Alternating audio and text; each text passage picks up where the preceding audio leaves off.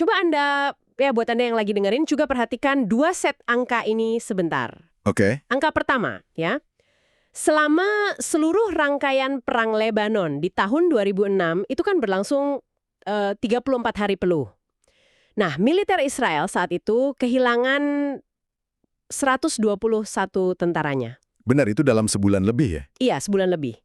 Tapi, nah ini angka keduanya. Di bulan Maret 2026, di satu sektor yang lumayan kecil di Lebanon Selatan, Brigade Golani yang kita tahu statusnya super elit, mereka kehilangan 535 tentara. Wah. Dan itu Anda tahu terjadi dalam waktu kurang dari 48 jam. Belum genap 2 hari gitu loh. Pergeseran skalanya emang ekstrim banget sih itu. Maksud saya kita ngomongin lonjakan jumlah korban yang sama sekali nggak proporsional ya, sama durasi atau luas wilayah pertempurannya. Betul banget. Nah, makanya di sesi eksplorasi mendalam kita hari ini, kita bakal membedah sebuah laporan video yang cukup detail dari channel YouTube Hello News. Laporan ini ngupas peristiwa militer dan geopolitik di Maret 2026 yang kayaknya benar-benar merombak cara dunia ngelihat kekuatan militer. Iya, ini semacam pergeseran paradigma ya? Tepat. Tapi sebelum kita nyelam lebih jauh ke materinya, kita harus nekenin satu hal yang sangat penting buat Anda semua. Topik yang kita bahas dari sumber ini kan nyentuh wilayah geopolitik dan konflik bersenjata yang sensitif banget ya. Oh, pastinya. Sangat sensitif. Jadi misi kita di sini mutlak objektif. Kita nggak memihak, kita nggak memvalidasi, dan pastinya kita nggak ngedukung posisi politik kubu manapun. Baik itu blok barat, Israel maupun Iran dan jaringan proksinya. Sama sekali nggak. Bener, fokus kita murni 100% buat ngebedah data strategis dan klaim yang ada di dalam sumber ini. Biar Anda bisa ngelihat mekanisme besarnya kayak gimana. Nah, iya ngomongin soal mekanisme, pas saya baca laporannya, hal yang paling bikin penasaran dari insiden Brigade Golani tadi tuh bukan soal ledakan beritanya, Terus apanya? tapi justru apa yang terjadi di lorong kekuasaan tepat setelah kejadian itu. Di laporan dicatat kalau respons pertama pemerintah Israel itu bukan bikin konferensi pers atau ngeluarin pernyataan resmi. Oh iya, keheningannya. Benar. Respons mereka adalah keheningan total selama berjam-jam. Nggak ada suara sama sekali. Nah, itu dia. Karena kalau di doktrin komunikasi militer tuh, pemerintah yang habis menang perang atau menang pertempuran, pasti bakal buru-buru menuhin ruang publik pakai narasi mereka kan? Pasti buat unjuk gigi ya. Betul. Tapi sebaliknya, kalau sebuah komando militer nerima pukulan masif yang di luar kalkulasi mereka, sistemnya bahkan ngebeku. Kayak semacam shock gitu ya. Iya, shock institusional. Keheningan berjam-jam itu jadi indikator kuat kalau apa yang baru aja terjadi di bawah tanah Lebanon itu bukan sekedar pertempuran sengit biasa. Itu anomali sejarah.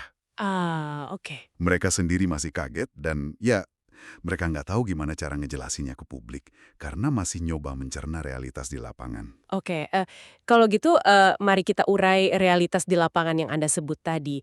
Karena jujur aja pertanyaan terbesar di kepala saya waktu baca ini adalah, ya gimana ceritanya ini bisa kejadikan? Iya, secara taktis kan. Ya, laporan ini nyebutin ada operasi Second Shield yang diluncurin sama 5 divisi Israel. Mereka ngirim Brigade Golani langsung ke Bin Jebil. Dan Bin Jebil ini kan kota yang jadi lokasi tempur paling berdarah di tahun 2006. Bener, nilai historisnya tinggi. Logikanya kan, selama 20 tahun terakhir militer Israel udah pasti metain tiap jengkal kota itu kan. Mereka ngirim tank, motong jalur supply, di atas kertas, ini kayak ya taktik pengepungan standar lah. Nah, masalahnya asumsi mereka itu, mereka bakal bertempur di dimensi yang sama kayak 2 dekade lalu, yaitu di atas tanah, di permukaan. Oke. Tapi pertempurannya ternyata nggak terjadi di Jalan Raya Bin Jebil. Laporan itu mendeskripsiin kalau pasukan Israel masuk ke dalam sesuatu yang lebih mirip kota bawah tanah. Terus seberapa dalam itu? Sampai 25 meter ke bawah tanah. Dan ini bukan cuma parit sempit buat ngumpet ya. Kita ngomongin infrastruktur multi-level yang emang secara khusus didesain buat ngebatalin semua keunggulan teknologi perang modern. Nah, di bagian ini, jujur saya ngerasa agak skeptis waktu baca sumber kita. Maksud saya, ayolah, kita hidup di era di mana satelit yang harganya miliaran dolar tuh bisa baca plat nomor mobil dari luar angkasa kan? Ya, teknologinya canggih banget sekarang. Algoritma mereka bisa deteksi perubahan suhu, pergerakan tanah sekecil apapun. Pertanyaan saya, gimana caranya jaringan skala kota dibangun selama 20 tahun yang otomatis butuh ngeruk jutaan ton tanah tanpa bikin alarm komunitas intelijen barat bunyi? Iya, Kayaknya secara fisik itu mustahil kan? pertanyaan yang sangat wajar. Tapi, nah disinilah letak titik buta dari teknologi pengawasan barat. Gimana maksudnya titik buta? Gini, teknologi satelit itu diprogram buat nyari pola militer. Mereka dilatih nyari konvoi truk loreng atau pangkalan yang ada pagar kawat berdurinya. Laporan ini ngejelasin kalau jaringan di Binjibil itu dibangun pakai perisai warga sipil sebagai penyamarannya. Jadi mereka nyamar di tengah kota biasa. Bener banget. Pintu masuk ke pusat komandonya itu, ada di bawah toko baju biasa atau di bawah pasar komersial. Oh wow, jadi pas satelit ngelihat ada aktivitas konstruksi, ada truk-truk ngangkut tanah. Algoritmanya bakal ngebaca itu sebagai, oh ini cuma pembangunan sipil biasa. Oh ini cuma perluasan basement toko atau perbaikan selokan kota. Astaga, jadi emang sengaja dibikin kelihatan normal? Iya, dan pejuang Radwan ini ngabisin 20 tahun rapin disiplin keamanan operasional yang ekstrim banget. Mereka nggak pakai sinyal radio yang gampang disadap sama drone. Karena kalau pakai radio langsung ketahuan lokasinya ya. Betul. Kalau Anda nggak memancarkan sinyal elektronik dan semua kegiatan fisik Anda berbaur sempurna sama ekonomi lokal, ya sensor tercanggih di dunia pun cuma bakal ngelihat kota yang sibuk, bukan pangkalan militer. Gila, ini tuh kayak ngebawa superkomputer tercanggih ke arena gulat lumpur. Lingkungannya sendiri yang maksa kecanggihan teknologinya jadi nol besar. Analogi yang pas banget. Di sumber kita disebutin tuh, pesawat F-35 yang terbang tinggi di 30.000 kaki, pada akhirnya cuma bisa jadi, ya penonton aja. Terus tank Merkava Mark IV yang harganya $4 juta sebiji itu, malah jadi peti mati baja.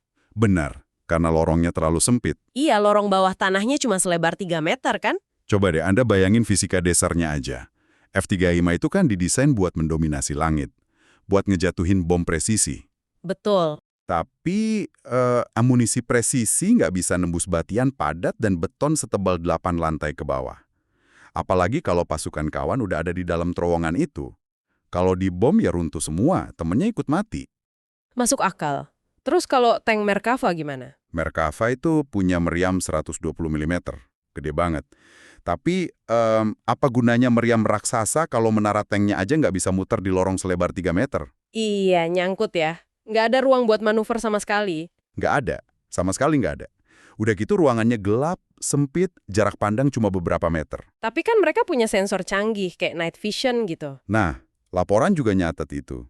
Sensor penglihatan malam atau night vision militer Israel itu rusak parah gara-gara partikel debu tebal sama kelembapan ekstrim pas baku tembak di dalam terowongan. Oh, optiknya ketutup debu. Iya, pas teknologi optik gagal dan tank nggak bisa gerak, opsinya apa? Ya balik ke pertempuran infanteri murni. Jarak dekat, man to man. Dan di jarak 3 meter, gitu, senapan serbu biasa yang dipegang pejuang Radwan yang udah hafal tiap belokan lorong, itu jauh lebih mematikan daripada senjata generasi kelima yang canggih itu. Apalagi kalau secara jumlah mereka kalah jauh ya. Laporan nyebutin intelijen cuma prediksi ada sekitar 6.000 sampai 7.000 pejuang Hizbullah di sana. Tapi pas masuk, mereka malah berhadapan sama 18.000 sampai 25.000 pasukan elit. Kesalahan prediksinya masif banget kan? Banget. Skalanya beda jauh. Dan pasukan Radwan ini bukan milisi paruh waktu yang amatiran. Laporan eksplisit banget bilang kalau mereka itu dilatih langsung sama Garda Revolusi Iran. Tujuannya spesifik, menguasai pertempuran asimetris di ruang tertutup. Kalau kita angkat lensa kita dari ruang bawah tanah yang pengap itu, disinilah segalanya mulai kerasa kayak udah direkayasa secara strategis gitu loh. Maksudnya skalanya lebih luas dari sekedar taktik. Iya, kegagalan di Bint Jibil ini kayaknya bukan sekedar kebetulan geografis. Sumber kita nunjukin kalau ini tuh terjadi barengan sama manuver ekonomi dan politik di level negara bagian. Saya pengen kita bahas kejadian di bulan Februari 2026, sebulan sebelum insiden terowongan ini. Boleh. Apa yang paling menarik perhatian Anda di bagian itu? Gini, laporannya bilang di bulan Februari AS sama Israel ngeluncurin serangan gede-gedean ke infrastruktur Iran. Serangan yang diklaim sangat sukses, bahkan dibilang berhasil mengeliminasi pemimpin tertinggi, Ali Khamenei. Iya, klaim kemenangan awal itu. Bener, gambar satelit nunjukin fasilitas di permukaan hancur lebur. Tapi terus, sumber kita ngebalik narasinya. Katanya banyak target di permukaan yang dihancurin itu cuma umpan, decoys. Praktik lama tapi efektif. Mengorbankan bangunan di permukaan biar difoto sama satelit lawan, jadi kelihatan kayak kemenangan besar. Iya, dan sementara kubu barat lagi sibuk ngerayain hancurnya gedung-gedung kosong itu, aset militer Iran yang asli malah aman di pangkalan bawah tanah, kayak Eagle 44 di dalam gunung. Bener banget. Tapi yang bikin saya benar-benar mengerutkan dahi, itu pas kejadian ini barengan sama jebakan Brigade Golani tadi.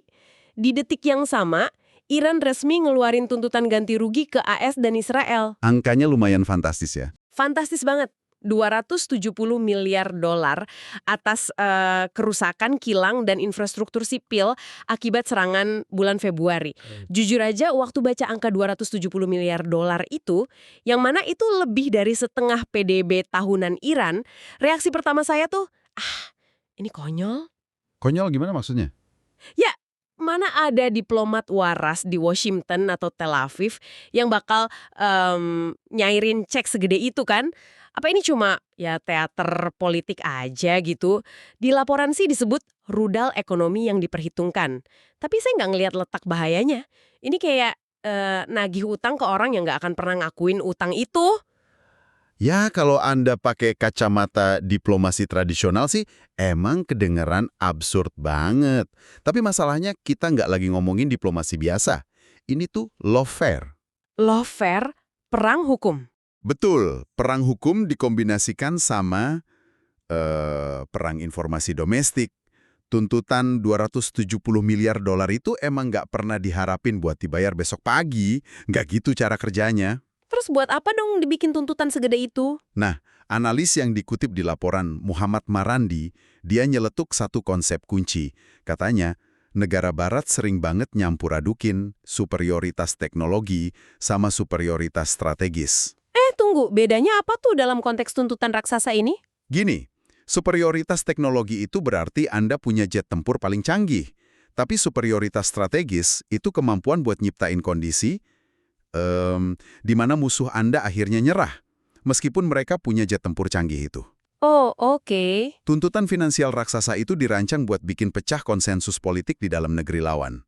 Coba Anda ingat-ingat gimana negara demokrasi barat beroperasi. Mereka kan jalan berdasarkan siklus pemilu ya, 4 atau 5 tahunan. Tepat. Politisi di sana pengen terpilih lagi kan. Mereka sensitif banget sama opini publik dan beban anggaran. Pastinya. Sementara itu, negara otoriter atau jaringan proksinya, mereka bikin rencana itu siklusnya dekade. Puluhan tahun. Nah, tuntutan 270 miliar itu nyiptain ketidakpastian hukum jangka panjang buat aset-aset barat. Itu jadi beban pikiran publik di Washington. Marandi ngasih perbandingan sejarah yang pas banget. Perang Vietnam. Perang Vietnam.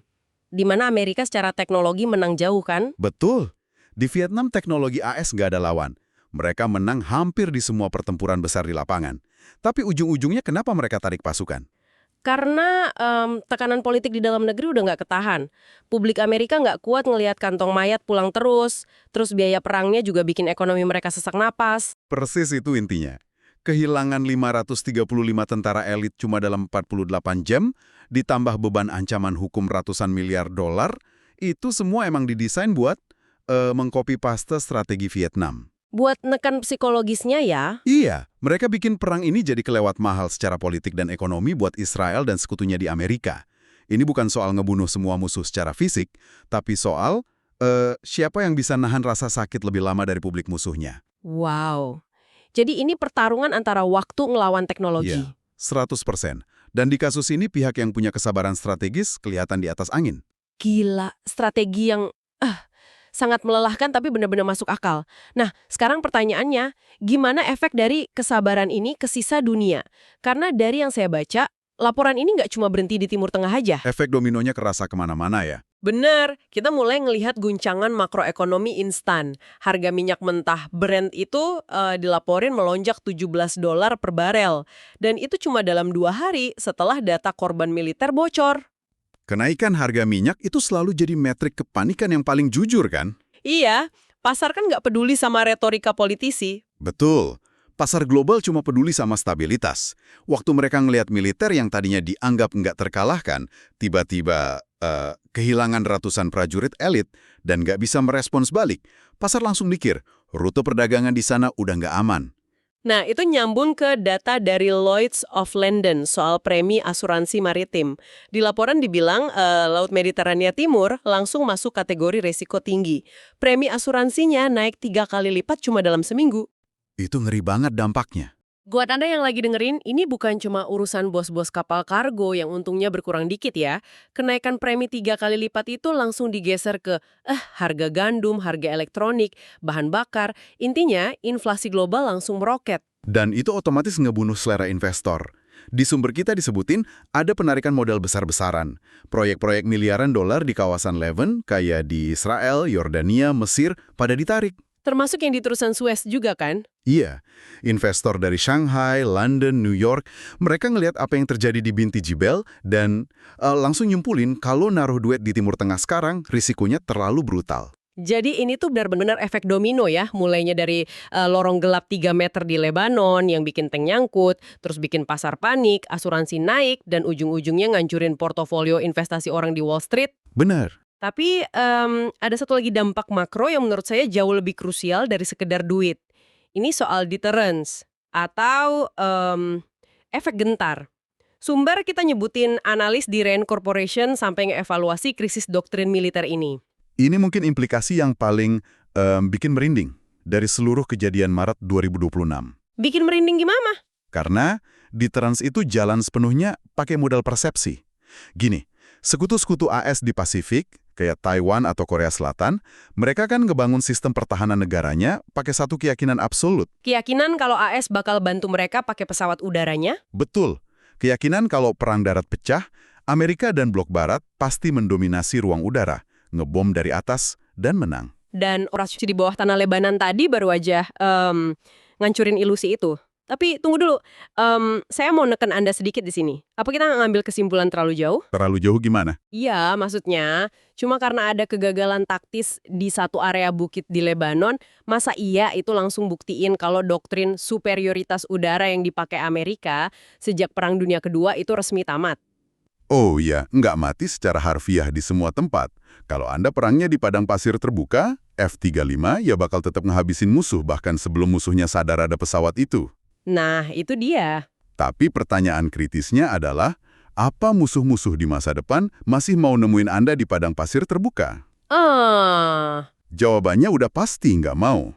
Insiden Bin Jebel ngebuktiin, kalau musuh ngumpetin infrastruktur penting mereka, logistiknya, pusat komandonya 25 meter ke bawah tanah keras, senjata generasi kelima yang harganya ratusan juta dolar itu, tiba-tiba nggak ada gunanya lagi. Benar juga. Anda kan nggak bisa ngebom apa yang nggak bisa Anda lihat, kan? Tepat. Dan yang bikin analis Rand Corporation makin stres adalah siapa yang lagi merhatiin dan nyatat pelajaran ini sekarang. Di laporan disebutin Korea Utara ya? Iya, spesifik disebut. Mereka tuh punya jaringan terowongan yang luas banget di bawah zona demilitarisasi atau DMZ.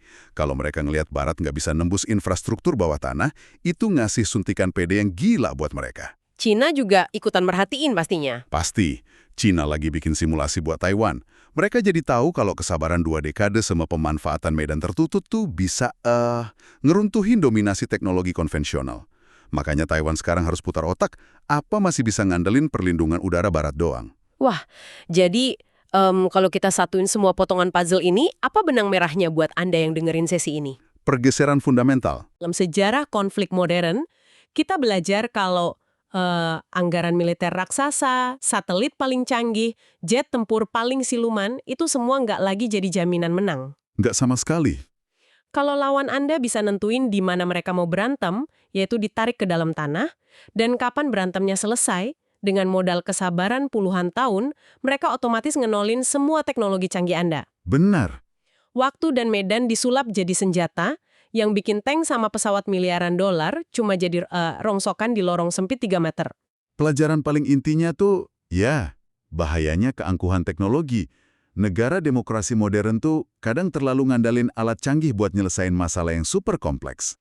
Karena pengennya instan kan? Iya, dan pas mereka nolak mengakui kalau musuhnya ternyata pinter beradaptasi, belajar dari kelemahan, terus pelan-pelan ngebangun infrastruktur asimetris, ya pada dasarnya mereka cuma jalan nutup mata ke dalam jebakan yang udah digali 20 tahun. Eksplorasi kita kali ini ngebawa saya ke satu pemikiran akhir yang jujur aja nih, bikin agak merinding mikirin masa depan. Gimana tuh pemikirannya? Kita dari tadi udah ngebeda panjang lebar soal gimana persiapan 2 dekada yang cuma randelin batu, tanah, sama beton di dunia fisik. Itu ternyata bisa ngelabuin satelit canggih barat. Iya. Tapi ini maksa kita buat nanya pertanyaan yang lebih ngeri. Kalau keunggulan teknologi di dunia fisik aja bisa nggak relevan waktu medannya diubah, apa yang bakal terjadi kalau konflik besar berikutnya meledak di domain yang sama sekali nggak punya wujud fisik? Saya tahu arah pikiran Anda. Coba bayangin gimana kalau terowongan tak terlihat ini sekarang lagi diam-diam digali di dalam infrastruktur cyber global kita. Di sistem bank, di jaringan listrik, atau yang lebih bahaya lagi, di tingkat disinformasi dan pikiran publik. Perangan kognitif ya? Betul. Di ruang hampa digital itu, pesawat F-35 kan nggak bisa terbang. Satelit inframerah nggak bakal bisa nangkep panas apa-apa. Kalau musuh yang penyabar aja udah bisa manfaatin titik buta kita di dunia nyata, seberapa siap kita ngadepin mereka di alam yang dari awal emang nggak bisa kita sentuh? Itu pertanyaan yang benar-benar, ya, nggak ada jawaban gampangnya. Sesuatu yang patut Anda renungkan. Terima kasih buat Anda yang udah setia gabung di sesi Bedah Informasi The Deep Dive hari ini. Ingat, selalu kritis sama informasi awal yang Anda terima, dan biasakan buat terus ngeliat apa yang ada di balik sebuah tajuk berita. Sampai ketemu di eksplorasi mendalam kita selanjutnya.